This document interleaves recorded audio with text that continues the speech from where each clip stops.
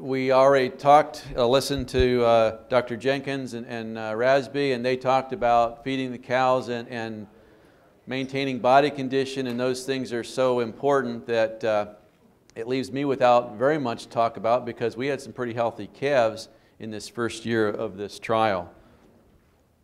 It's good to be back in Lincoln coming from Mississippi. When I went down to Mississippi, I learned something that beef production systems are really quite variable depending on where you come from. But there are some common elements to that. One is that in spite of the variety of ways that you may market your calves or what your goals are, personal or business goals in producing those calves, you still have to start with a calf, which means you have to have had a successful calving and a healthy pregnancy to get there, right? And those things are functions of the natural resources that you have available to you. So your land and grass and the things like that. Your human resources, which is your ability to make good management decisions, your ability to hire good labor, all of the people resources that are important to make that ranch operate, and capital. All right, so the capital is obviously the money and the facilities that you might have. Often we're limiting in one or more of these areas, and so it makes life interesting in beef cattle production. So cattle ranches are biological systems, and that means that from time to time Mother Nature throws some cards on the table that we maybe weren't prepared to deal with. So lots of things can interfere with our ability to get cows pregnant, have healthy calves born, and be able to market those calves. All right, so collectively, we try to do a lot of different things to try to mitigate the risks for those problems that Mother Nature or the economy or other things might deal to us. And collectively, that makes ranches complex adaptive systems. So they're complex because you can't predict what the outcomes are going to be ahead of time, right? They're massive. There's all kinds of things that are going on, and we don't always know what the endpoint's going to look like. They're adaptive because we change, we learn from what happens to us. So, every once in a while you'll hear a rancher say, "I'm not going to do that again," right? And that's because they've learned something from this complex system. The system is moved. It's changed because of the various things that have inward and outward pressures on it. The people learn and the cattle learn, right? So it's adaptive, and so that's the thing that brings us to this thought of looking at cattle ranches in a systems dynamics type of a format. So beef cattle have traditionally been raised in a system where there is a renewable resource, grass, that drives the cattle industry, right? So we commonly think of the grass as being this renewable resource that drives the system. But in recent years, we've learned that every once in a while, the grass is not a renewable resource, and we need to find other resources in order to feed the system. And so in Nebraska, that might mean that the alternatives to the grass that we'd like to have our cattle grazing on might be stored feeds, harvested feeds, corn stalks, distillers grains, other things. And that might come at different costs and dramatically change the system.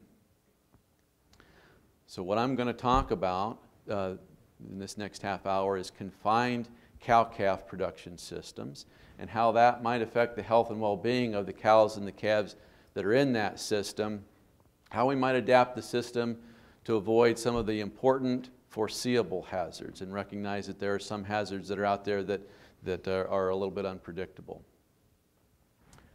So I've been warned lots and lots of times not to come to a beef meeting and show pictures of dairy cows, but I just want to make the point that we've got some experience working with cattle in confinement in dairy systems.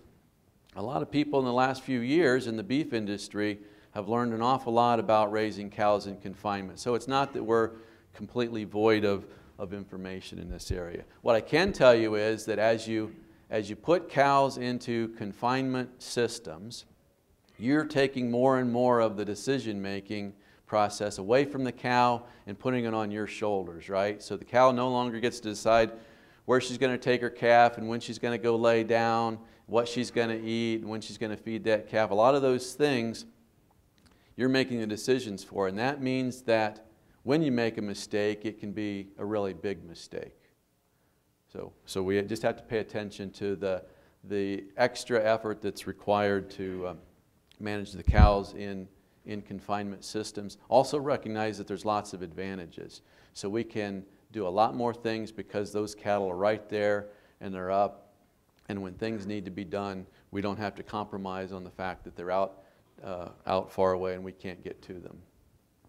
So let's take a risk analysis point of view to think about what we ought to be worried about in terms of health and productivity of cows and calves in confinement. So there's a system of thinking about these things called risk analysis. One of the phases is risk assessment, and that's where you ask the questions about, well, what is it that I should be afraid of? Is it a serious problem? How likely is it to happen? What would it cost if it did? How does that compare to other risks that I'm willing to take? So that's the risk assessment phase, and we're going to do that in a second. The next phase is risk management, and that's where you say, well, what can we do to minimize those problems? And if we do those things, are we going to create some other problem that might even be worse? And then finally, the documentation and communication phase is where we say, does everybody understand what we're doing here and why we're doing it? Did we write down what we did, and did it work? Okay, so a lot of times when we give these talks, we don't spend enough time in this last phase, but it's probably the most important. So let's do a risk assessment. What do we think are the things that might give us problems in terms of health and productivity of our calves if we raise them in a confinement system? So this is a survey that was done. This is not from confined cattle. This is a survey done by USDA a few years ago looking at reasons for cows and calves in cow-calf beef production systems to die.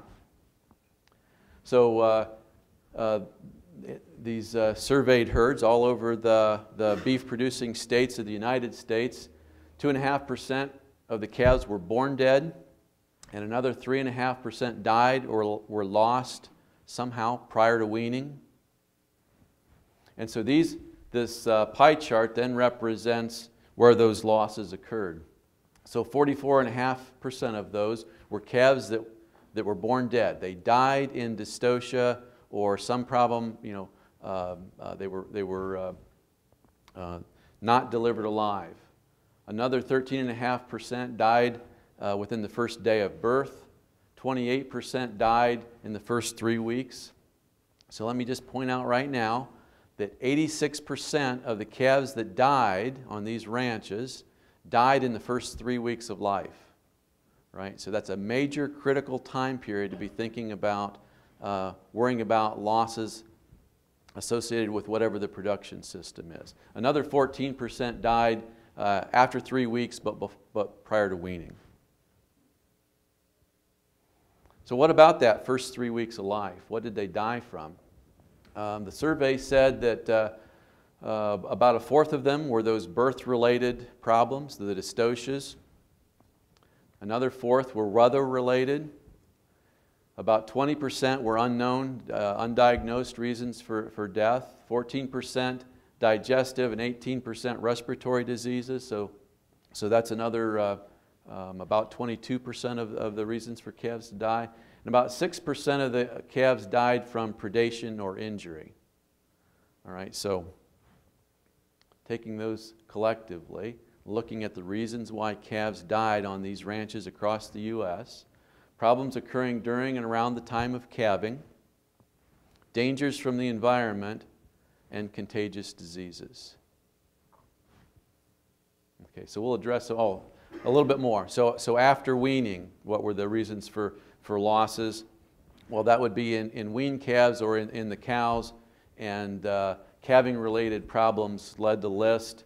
There were some other known causes. A lot of those were well, it was old age or some things like that.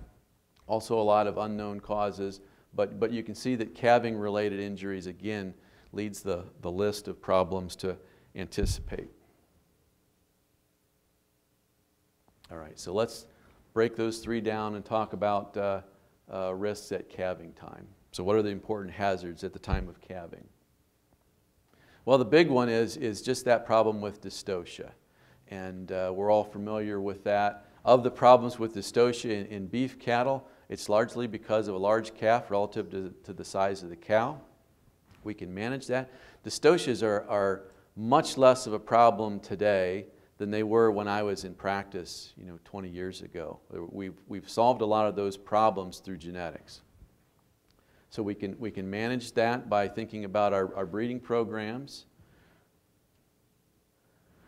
We can think about when we are going to have those problems that we can't prevent, how do we address them? Are we prepared to address them? So I could spend a lot of time, this is a favorite topic of mine, but I won't spend time on it. I almost pulled these slides out about dystocia management, but they're so important that I thought, well, at least I want to buzz through them so that you can see that I think they're important. So we need to know how to handle dystocias, and we need to manage them appropriately. So if somebody told you somewhere in your career that it's okay to put dirty hands in a cow's uterus, they were wrong about that. We need to be clean, and we need to use lots of lubricants when we're managing those things. And when we don't know what's wrong or we can't fix it, we need to know to call for help before it's too late. Okay. Dangers from the environment. So this is not a cow, this image is not from a confinement calving system, but I wanted to just give you the idea of, we're talking about now a more crowded environment that we're dealing with. And so what are the problems that we might see? Predation was on our list of problems from the environment in all systems. They said that it was dogs first, coyotes second, and mountain lions third in terms of predators. So probably not a big problem in confinement, much less likely you're going to have those problems from predators. My experience is that you take away the predators and calves decide to kill themselves, right? So they hang themselves in gates and they get caught in wire and they get under some cow and let her step on her and break a leg. There's all kinds of things that happen that in confinement that are less likely to be seen in more extensive calving systems. The weather may be more critical in confinement systems. So mud is bad anywhere, and mud in a calving system in a dry lot is just horrible. So we might choose to move our calving system, the time that we're going to calve, to a time period that avoids mud. That means that we're either going to be facing, freezing weather, cold weather, or maybe dry, hot weather. And both of those present a risk to the calf in its first day of life because it's not really able to regulate its body temperature very well. So we may have calves freezing or having heat stress because they're not able to regulate their body temperature. That may mean that we have to be prepared to address those temperature things in the early days of life. Preventing infectious diseases. Another favorite of mine, infectious diseases. I spent a lot of time thinking about how we manage cattle systems to prevent transmission of pathogens. So this battle between infectious agents in cow-calf systems and it begins at birth. That calf, the first thing that goes into its mouth might be the colostrum that's going to provide it some immunity from those pathogens, or it might be the pathogens that are going to kill it. We know that whatever it absorbs in terms of antibodies is going to decrease with time. And the calf's immune system, while it's able to mount an immune response, it's slow and inefficient and a little bit weak until the calf is about 5 to 8 months of age. All right, that leaves some period of time where we're losing antibodies, but we haven't really built our good, strong, active immune response. So we might have this window of vulnerability. and with high enough levels of exposures, we may see calves get sick. With scours, that happens early because we're talking about the protection that occurs in the gut. So those antibodies are absorbed. Absorbed in the first 24 hours of life, and they're slowly secreted back into the gut. What we'll typically see with calves getting scours is that happens in the first 1 or 2 weeks of life.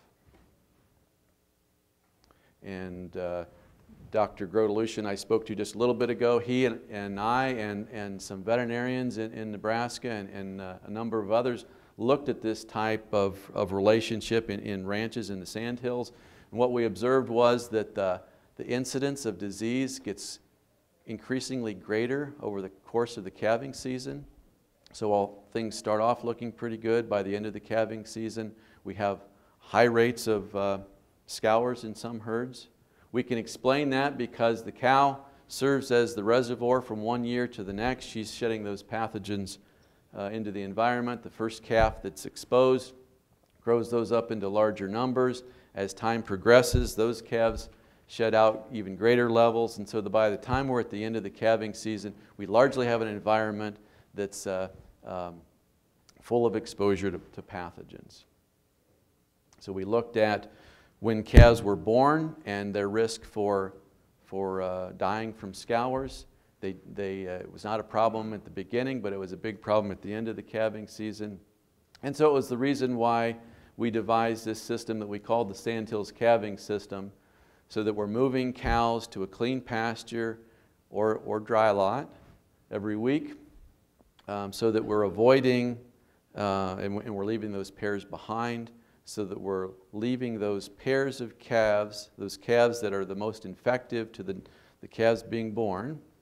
The greatest risk to the calf being born is that calf that's 1 or 2 weeks older, going to expose it to pathogens and make it sick. So we can break that cycle by creating, for example, 8 one-week calving seasons instead of 1 8-week calving season.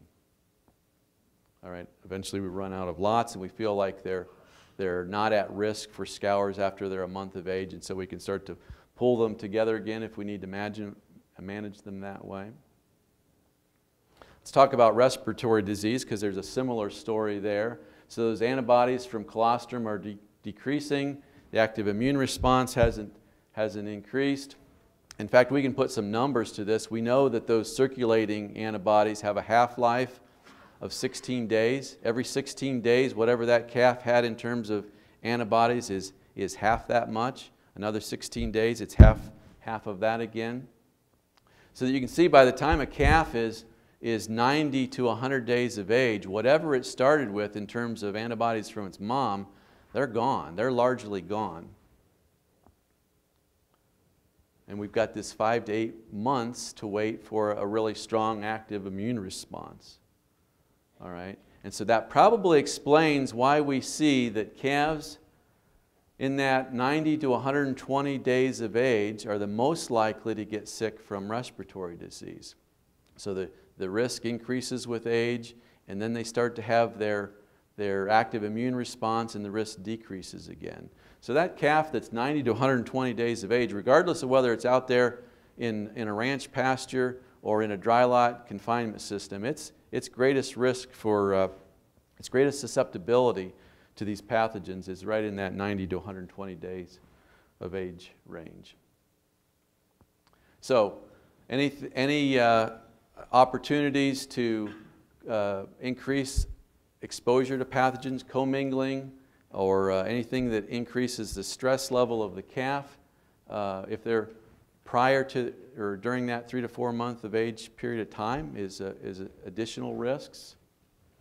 Vaccines are very important for reducing the incidence of BRD in calves, but we're not really good at knowing how to vaccinate calves in that pre-weaning period to really protect them. So it's an active area of research right now for us to say there's good protocols for protecting those calves at that early age, but scientifically we're not really there yet.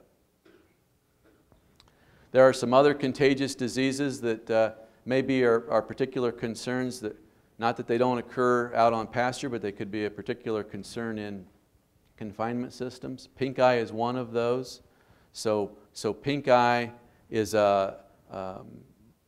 partly due to infectious pathogens, partly due to injuries to the eye. So you've got calves that are coming up to the bunks and we're blowing feed in, and we have more opportunities to have irritants in the eyes. So we get pink eye for those reasons. Coccidiosis is a protozoal disease. Can happen out on pasture, but we're in a confinement system where calves are defecating in maybe, or climbing in the feed bunks and defecating in the feed. There's greater opportunities for that transmission. So being aware of those disease processes and managing so that those events don't occur is also important. Well, so here's the data from the first year of experience with the UNL herd. They had 84 pregnant cows that came in to the feedlot here at Meade on the east side of the state, or at Mitchell on the western side of the state. So there's 42 cows in each group. They calved between May 1st and July 30th, and we used the Sandhills calving system in this dry lot setting. So they moved cows as they were calving over the course of the season. And this graph represents when cows calve. So you may not be able to see the numbers, but this first calf is May 1st. The last calf born was on July 4th. So at Mitchell, there was one calf treated for pneumonia at 2 days of age. One cow was euthanized after a uterine prolapse. So she's one of those deaths that occurred, at and around calving. At Meade, 2 calves were born premature and died. More losses right at the day of birth. And 1 calf died due to injury. No calves at either location experienced neonatal calf diarrhea. So that's a good thing, right? Maybe the Sandhills calving system gave them some protection. The early weaned calves, so we've talked about this already. They were sorted according to the dam's body weight category in depends of 5 to 7 calves at each location. On September 25th, that's when the ones that were weaned were weaned. Then there was another group that stayed with their dams in corresponding similar types of pens. Okay, so those calves were weaned at 86 days of age. The youngest calf was 59 days old and the oldest was 149. They were weaned on average at 205 days of age. And that occurred on January 22nd at Meade and January 24th at Mitchell, just to give you an idea of the time of the year. The calves at Meade experienced some respiratory disease. So there were no calves that got respiratory disease at Mitchell. All of the respiratory disease occurred at Meade. So 10 of the 39 calves that they had alive at weaning were treated. That was 26% of them. Of those 10 BRD cases, 7 of them were in the weaned group. And there were 3 of them that were with their moms that got sick. So there was much greater, about double the risk for BRD among the weaned calves than the ones that stayed with their moms. But because of the small numbers, that could have just been chance. Anyways, looking at when they got sick. So they were weaned on September 20. They were weaned on September 27th. About 3 weeks later, calves started getting sick. So you might think that the weaning precipitated some illness, and it probably did. But notice that in that time period when calves began to get sick, even calves in the non-weaned group got sick at the same time. There was some secondary cases that may have been secondary from some of these, or these may have been exposures from other steers or cattle in the feedlot. So the incidence of BRD clustered within time as we're in a very tight period of time. If we look at how old were those calves when they got sick, so again you'll see, as I showed you earlier, that the time that calves were at risk for getting sick was when most of them got sick between 100 and 110 days of age. So that time period of between 90 and 120 days of age, when calves are particularly susceptible to BRD, played out in the herds here at Meade. Okay, so the conclusions that we can draw, and this is a small part of this study, and we've got a lot more years to go, but what we saw in the UNL cow-calf confinement study were the same hazards that we might predict to be problems. Health problems to cows and calves during calving, dangers from the environment, and contagious diseases. And you know, the hope is that by anticipating these problems, thinking about the system that you're operating, you may be able to anticipate their occurrence, manage the risk factors that are known to prevent those things, and make sure that everybody on the team understands what you're doing and why you're doing it. Okay. Thanks. Again, it's good to be back in Nebraska, and I appreciate your attention.